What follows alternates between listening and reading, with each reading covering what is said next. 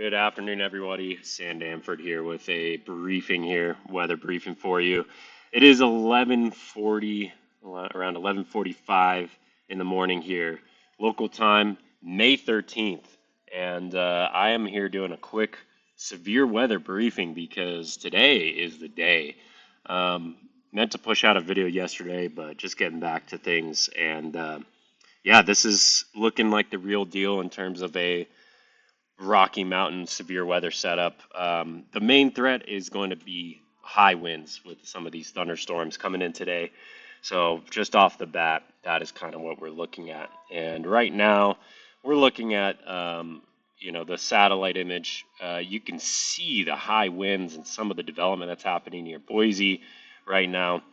Some of these storms are already firing with some lightning and gusty winds. However, the main threat area is actually centered bullseye right over Jackson, which we will look at right here in a moment. But just wanted to show you the satellite to see this spinning our system, our synoptic weather system that's going to cause severe weather today in the valley. So currently, no watches or anything like that for our region. There is around us high wind warnings, red flag warnings up in Montana, just because this system is packing so much movement and winds behind it.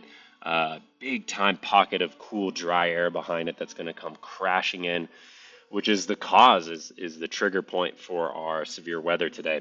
Now, the Storm Prediction Center has drawn up a slight risk of severe weather, pretty much centered over the northern Rockies here in the U.S. So this is, Salt Lake City, IF, and yeah, Jackson Hole here, right in the center of all this. Oh, let me center. Um, and yeah, areas like Bozeman, areas of Montana.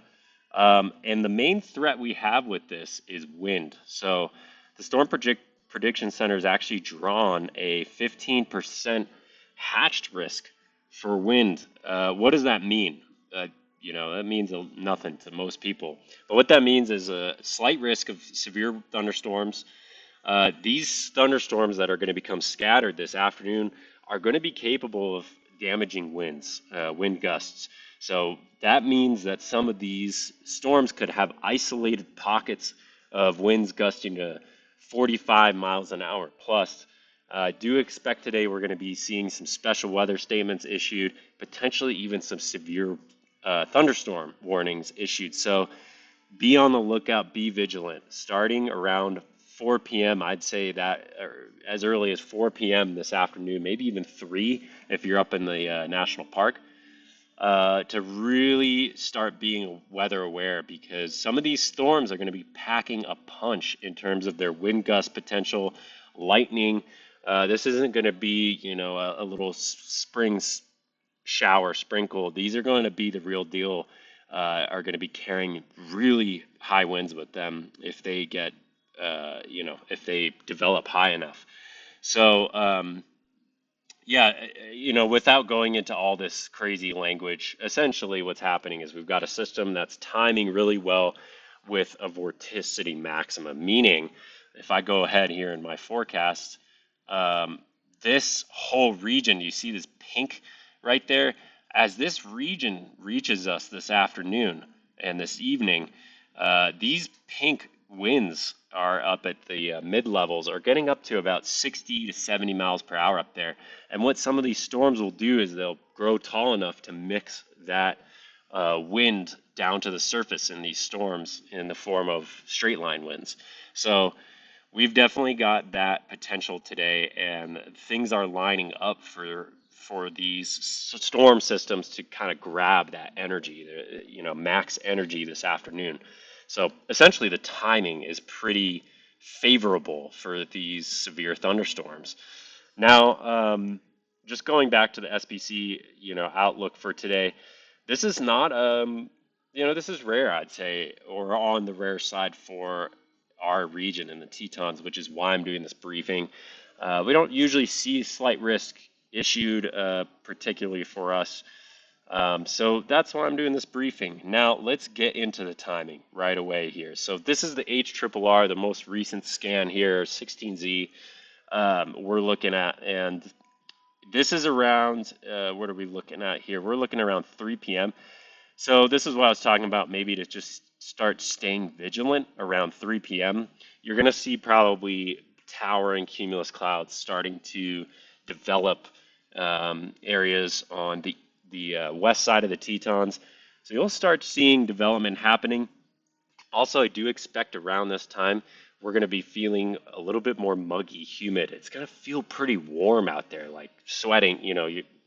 A little, we already are abnormally warm right now, but it's going to feel kind of slightly humid, relatively humid, I should say. And then as we move forward here, we got 4 p.m. Or sorry, there's 4 p.m. And really we get explosive development on the west side. 4, 5, 6 p.m. there up in the national park. I mean, that's this again. This is what the radar could look like. This is just a forecast model, the HRRR. And then boom, right there, bullseye around 6 to 7 p.m. tonight, right over Jackson there with a pretty robust looking cell there. So that again, this is what it could look like. Take this as this could happen anywhere in a 40 to 50 mile radius of where this predicted cell is. Don't take stock into exactly what this looks like radar wise, but you can tell just in general, in that region, you could see all the way up from Montana down here to areas just south of Jackson. We have thunderstorms developing big time this evening, late afternoon to evening. Now, here's another model. This is the 3 kilometer NAM model, which is showing a little bit more of a scattered, smaller cells on this product, but essentially similar timing. A little bit earlier, this is around, or this is actually 3. So a little bit more scattered shower development shown here. An earlier arrival on this model. We're looking at like a 5 to 6 p.m. arrival of the thunderstorms this afternoon and evening. So pretty good agreement there between the models. Now, what ingredients are in play? I think this is really good for us to see because we don't often see this. This is CAPE, which is another way to say it's convective available potential, which is another way to say thunderstorm fuel. The ingredients that make these thunderstorms explode give us some convection in the valley. And we're actually seeing some pretty high values around 300, 500 rolling through the valley here around noon, actually, as early as noon or 1.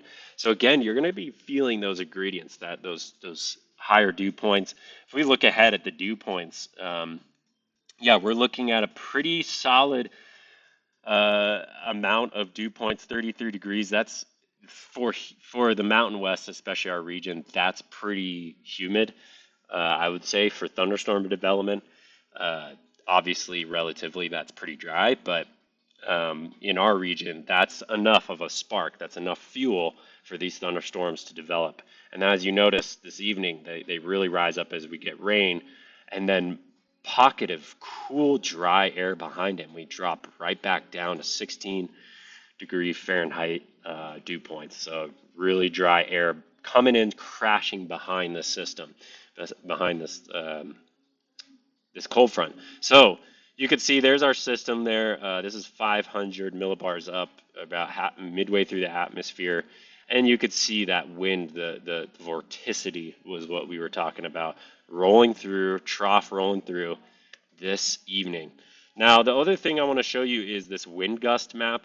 And this just kind of depicts why the Storm Prediction Center is issuing this caution about these storms carrying high gusty winds. Because what's going to happen is I think these storms are going to develop, and then they're going to create big downburst events as the updrafts are going to happen. We're also going to have the winds that are up high mixing down these big straight line winds.